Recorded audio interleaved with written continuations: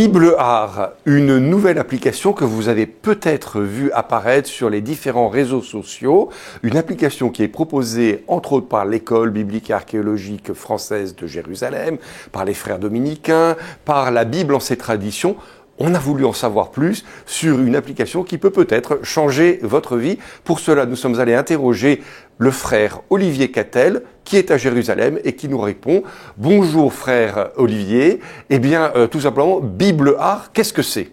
C'est en fait, je dirais, on va dire, le produit grand public de notre laboratoire de recherche de la Bible en ses traditions. Nous avons une énorme base de données d'études de la Bible où nous lisons le texte biblique à travers le texte, donc établissement du texte biblique dans ses différentes langues,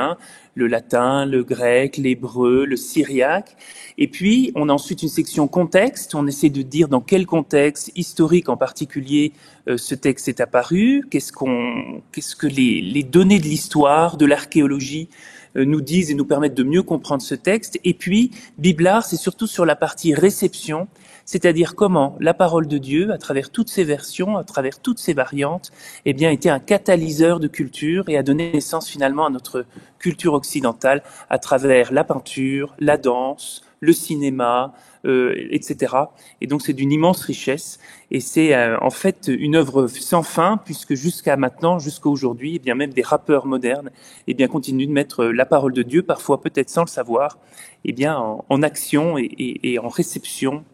à travers notre histoire. Dans le fond, qu'est-ce que je peux trouver concrètement dans ce Bible Art ?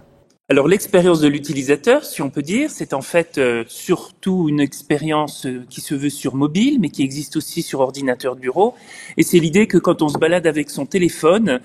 dans le métro ou voilà, on peut avoir accès à la Bible. Et on va trouver donc une nouvelle traduction, une traduction à partir de la Bible de Saint Jérôme,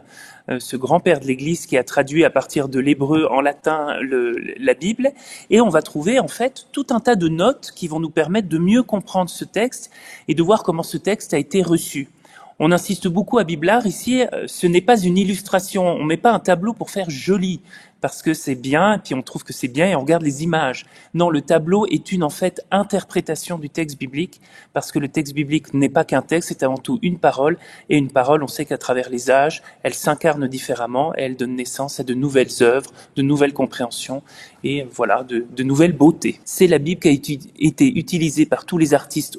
en particulier en Occident, comme base de leur création artistique. Donc on redonne au lecteur cette expérience de quel était ce texte, alors il y a une traduction française, mais ce texte que les artistes ont lu, médité, contemplé et interprété à travers leurs œuvres. Mais alors finalement, est-ce qu'on peut pas dire que c'est une espèce de cathédrale, et une cathédrale qui ne sera jamais finie, que vous êtes en train de construire ? Voilà, ceux qui connaissent bien la Sagrada Familia, on vous dit dans 10 ans elle est finie, peut-être 15, finalement on a retrouvé des plans peut-être dans 25 ou 30 ans, c'est exactement notre projet. Donc c'est un projet qui ne sera jamais exhaustif, c'est un projet sans fin, parce que c'est justement la qualité de la parole de Dieu, c'est qu'elle est sans fin, c'est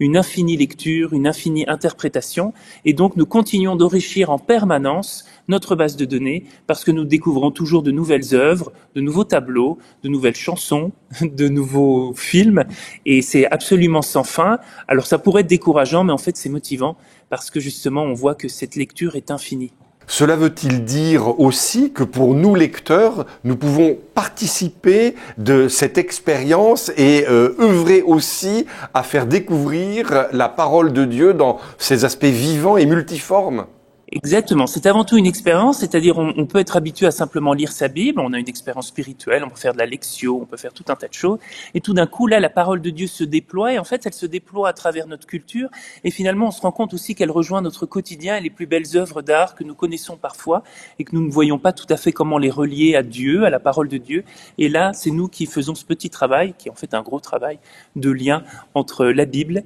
et la culture, et donc c'est une expérience complète, c'est une expérience des sens, c'est une expérience de l'intelligence, c'est une expérience esthétique, une expérience culturelle, et c'est ce que nous voulions proposer gratuitement à nos lecteurs. Finalement, vous proposez gratuitement au grand public d'être en contact avec les meilleurs spécialistes du moment de la Bible, les plus grands scientifiques à travers le monde.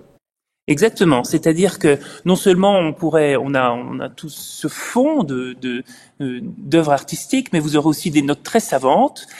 qui sont établies par les plus grands chercheurs aujourd'hui de la Bible, ici à l'école biblique, mais nous avons entre 50 à 70 collaborateurs qui travaillent avec nous sur la base de données qui est, comme on dirait en bon français, le back-office qui est derrière, qui se cache derrière ce côté un peu plus graphique, un peu plus, je dirais, ludique. Derrière, il y a un énorme travail de recherche et ça permet vraiment de donner à nos lecteurs gratuitement l'accès à ce travail immense de chercheurs mondialement reconnus qui travaillent liés avec nous ici à Jérusalem à travers cette plateforme. C'est une expérience interactive et c'est là sans doute en fait l'une des grandes nouveautés de Biblard, c'est que les lecteurs à partir de l'application, quand ils consultent, peuvent soumettre des remarques où ils trouvent par exemple une traduction bizarre. Alors nous on va voir quand même. Alors parfois souvent notre traduction est bonne, mais même on imagine que dans un futur très proche, eh bien nos lecteurs pourront nous suggérer un tableau que nous ne connaissons pas, une sculpture que nous ne connaissons pas, etc. Une création artistique que nous ne connaissons pas. Et ça permet en fait à chacun de mettre une pierre dans cette cathédrale, dans cette Sagrada Familia sans fin, et d'être chacun un peu constructeur de cette cathédrale, et c'est le côté interactif que nous voulons aussi mettre en avant dans cette expérience. Mais alors frère, si vous deviez résumer en une phrase ce projet dont on comprend qu'il est hors du commun. Le but, c'est diffuser la parole de Dieu, une parole vivante qui s'incarne dans la culture pour tous à travers une expérience esthétique et une expérience spirituelle pour le lecteur. Frère Olivier Cattel, merci beaucoup. Nous étions donc avec ce frère dominicain de l'école biblique et archéologique française de Jérusalem, et nous vous invitons d'aller vite sur vos téléphones portables, sur vos tablettes, sur vos ordinateurs pour vous connecter à cette nouvelle application Bible A et vous plonger dans l'univers merveilleux, extraordinaire de la Bible. À bientôt.